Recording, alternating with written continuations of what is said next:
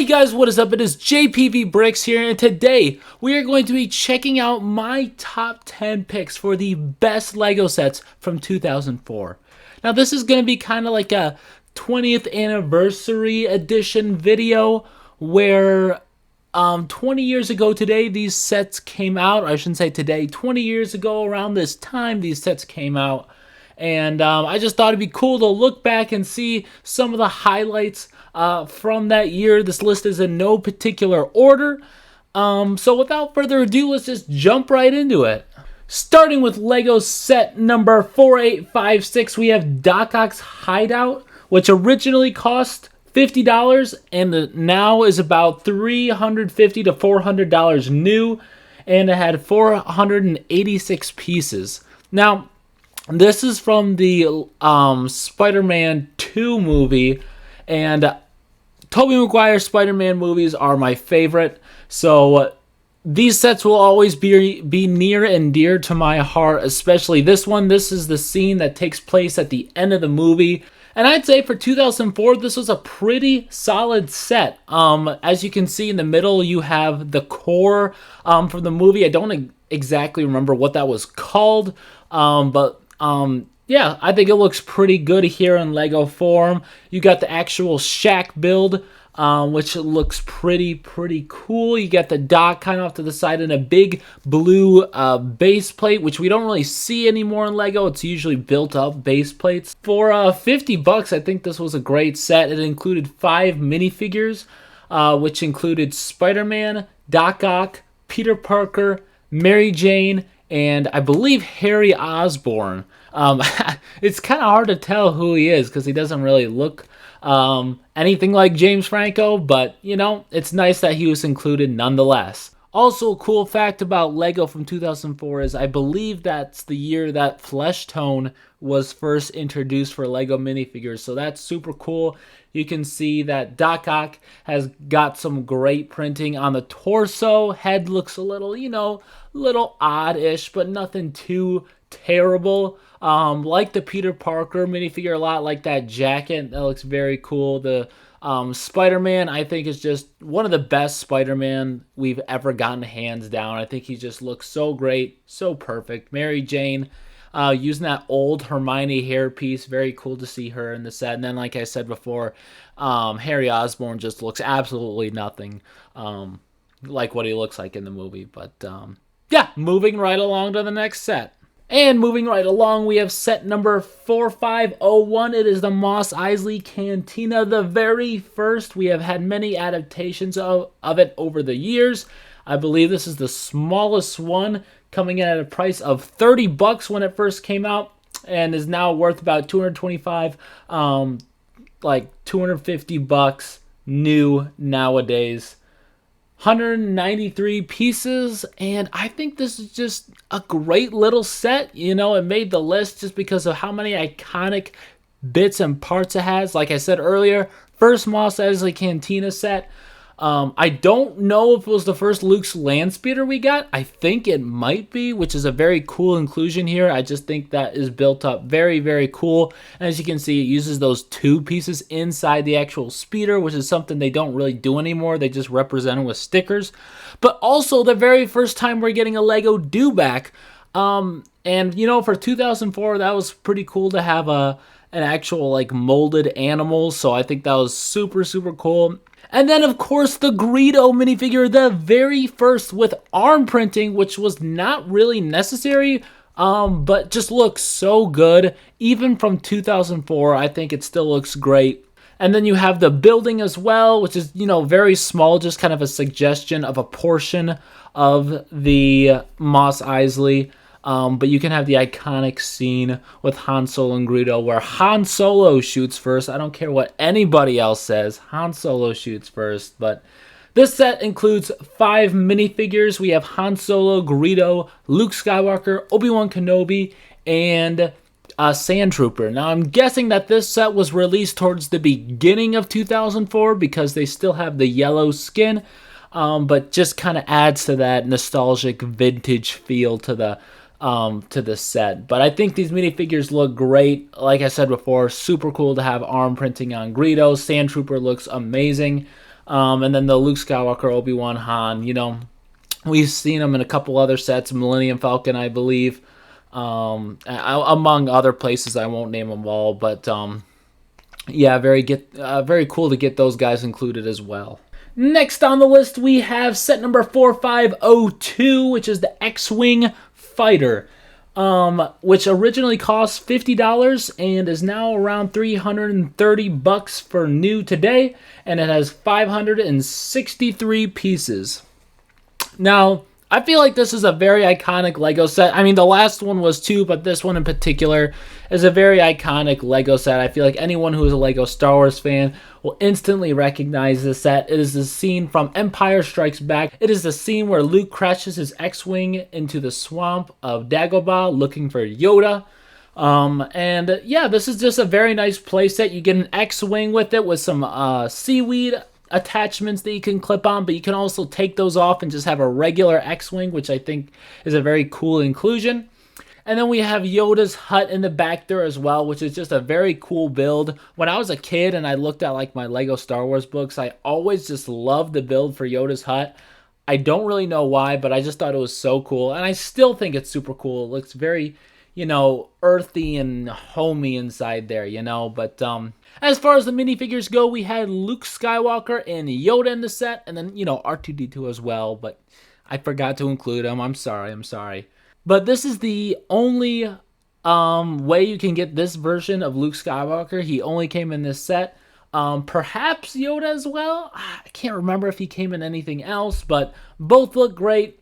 I actually have the Yoda from this set, and yeah, just a very, very great looking head sculpt. It was kind of made from like a soft plastic, but not like a rubber, so it didn't really slip off. It held on really well. I know Lego has had the issue with rubber heads where over time they just kind of fall off and don't really stick anymore. But two great minifigures, and let's move right along. Next up, we have set number 4756, the Lego Harry Potter Shrieking Shack set, which originally came out for $50, which is crazy, and is now worth about $300 for new, and included 444 pieces. I have always loved this set. I have always loved the Prisoner of Azkaban Harry Potter movie. I think it's arguably the best one. I know, kind of hot take here, but I just really like it. And this scene from the ending is just one of my favorites from the whole Harry Potter movie line.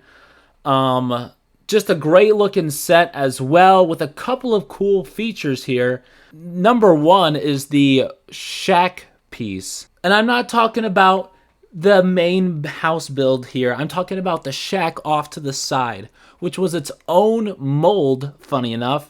And it had a very cool feature where you could put it on top of a minifigure, press a button, and lift it up, and behind would be left the animal that they transformed into. So I think that's just the coolest thing. I don't know why Lego hasn't tried to replicate that in the future. I know there was a Shrieking Shack set that came out just, I think, a year ago, which did not include anything like that. It might have. I think they had like a rotating like rock or something. I could be wrong. But as for the set itself, the main house build, it looks very, very cool. Very, very run down. Love the boarded up windows. Yeah, just love that. And it looks like it's on some kind of rotating like base. So like the steps are on the bottom, and then the house itself kind of rotates on the base of the steps. I think that's a very cool look for it to kind of give it an unstable appearance. As for the minifigures, we have Harry Potter, Peter Pettigrew, Sirius Black, and Lupin. Remus, I think his first name is. But yeah, very, very cool looking minifigures. Yeah, not a whole lot to say about it. All of their animal versions were included, including a dog, a rat, and then Lupin had a very cool werewolf head attachment piece where you could remove his hair and put that werewolf head on. And I think that is a very cool inclusion. Next up, we have 4855 Spider-Man's Train Rescue, which originally retailed for $30 and for new is about $300, and it came with 294 pieces. This one is also from the Spider-Man 2 movie. This is the scene where Spider-Man has to stop the train by shooting out webs and, holding it down. And I'm sure we've all seen the scene, or at least the meme of his face, which he makes, which is just this ridiculous face. It's a shame they didn't include that here. That would have been hilarious. But just a very small, simple build. It looks like it's got a little play feature at the bottom there where you can kind of flick the train forward into the spider webs, which is a pretty cool little thing there. I wish we had more of a kind of a train or tram or whatever you want to call it build. But I mean, I think it looks nice. It gets the job done of what it's supposed to do. Yeah, just a very simple build. As far as the minifigures go, we have Spider-Man again, Doc Ock with, I believe, a different face print, and then, let's see, J. Jonah Jameson and a regular train operator. So, pretty good minifigure selection. Spider-Man, came in kind of every single set back then, so nothing too special. And then the J. Jonah Jameson, I just think looks great. I think he looks like him. I'd say so. And then the train operator, just kind of regular Joe Schmo. But yeah, a pretty good set for back in the day. Moving right along, we have set number 10131 TIE Fighter Collection, which retailed for $70 and is now $280-300. And it had 682 pieces. Now, this set is very, very cool because it included 4 different spaceships, which I think is just insane. I don't think LEGO would ever release something like this again, so it's a very specialized set here. We have Darth Vader's TIE Advanced. We have the TIE Bomber, I believe that is. I'm not 100% sure. And then we have the TIE Fighters in the back there. We had 2 of them. And yeah, I just think just in one set, you can have 4 different spaceships that all look very, very cool. Don't know really what's going on with the blue color scheme, but, kind of looks cool. Yeah, just super cool to be able to get all 4 of those. And then, if you had gotten that Lego X-Wing fighter set from earlier in the video, you could have had Luke Skywalker battle these guys. Just so many cool, play options with that. The minifigures we have are Darth Vader and 2 TIE pilots. Don't know why they don't have a third, but, it's no big deal. Darth Vader, we got his old helmet there. Always cool to see again here and there, And then the 2 TIE pilots, nothing really special with them. But overall, yes, a very good set. Very unique. And for the next set, we have another Harry Potter set. We have the motorized Hogwarts Express set number 10132, which originally cost $120 and now costs $1,100 for new, which is kind of crazy that it's bumped up that much. And it had 708 pieces. This was a very cool set because it was the first time we ever got a motorized Lego Hogwarts Express. We've had so many different Lego Hogwarts Express over the years. I can't even name them all. We've gotten so many. But the fact that this one, it was motorized, really makes it stand out. There was a little train station build as well, which is cool. And this is also from the Prisoner of Azkaban movie. As far as the build itself, more on the simple side when it comes to Hogwarts Express, but the main draw, of course, was that motorized function. I believe it came with the whole track as well, a full circle track, and then the old, dial speed adjuster thing. So that is a very cool feature that it had. But, yeah, overall, very cool set. I hope LEGO, But yes, overall, very cool set. I hope LEGO in the future makes another motorized Hogwarts Express. I think that would be very cool to see translated with the new bricks. But as far as minifigures go, we had Lupin, Harry Potter, Ron, and a Dementor. Same Harry Potter that we got in the other set, same Lupin that we got in the other set. Ron looks very cool. I don't really know what was going on with his hairpiece back then. Just very weird looking. It is the same as Doc Ock, so that's a funny coincidence. But then the Dementor looks very cool. Dementors are always have always been one of my favorite characters in Harry Potter, so very cool to see one in this set. But yeah, let's move on to the next one. Next, we have the Lego City Airport 10159, which originally cost $90 and is now valued at around $400.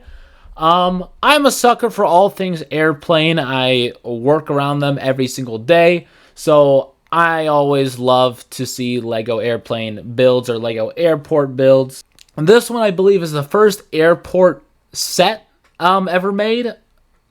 And I think it really does a good job with what it's trying to do. You kind of get a little bit of everything here.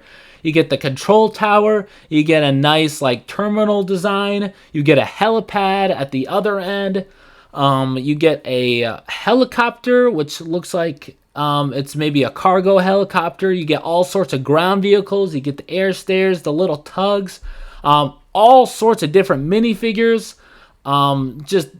Just a very cool set. The airplane itself, I will say, is very, very small. I think it only fit like 2 or 3 minifigures.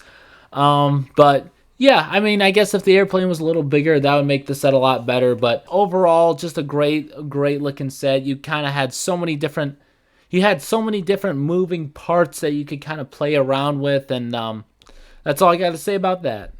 Next up is a set from a theme that I know a lot of people don't know existed. It is in the castle line, and this is Knight's Kingdom, which was only this one year. They never continued it any other year. This set in particular is Vladek's Dark Fortress. I think I'm pronouncing that right, which is set number 8877. Originally costed $100 and is now valued at around $500. This is a very interesting line of sets. I really don't know a whole lot about this, and in fact, I had to do some research on the names of the characters in this because all the heroes have their own names. But yeah, I think it's just a great looking evil castle build. I love that you can kind of adjust the walls to make it appear bigger, or if you want to display it differently, have it folded up.